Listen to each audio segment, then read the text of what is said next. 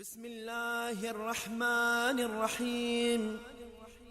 اللهم صل على محمد وآل محمد.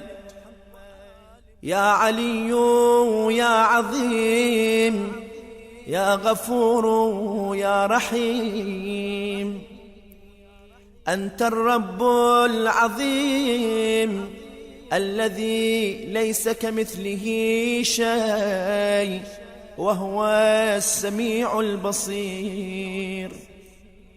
وهذا شهر عظمته وكرمته وشرفته وفضلته على الشهور، وهو الشهر الذي فرضت صيامه علي، وهو شهر رمضان الذي أنزلت فيه القرآن هدى للناس وبينات من الهدى والفرقان،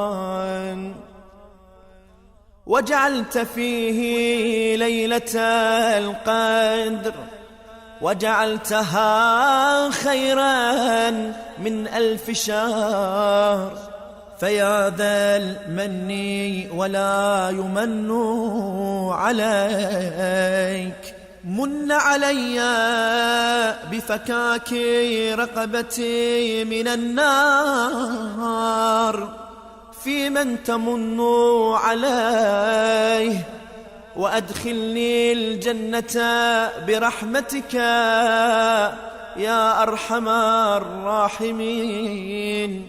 وصلى الله على خير خلقه محمد وآله الطيبين الطاهرين.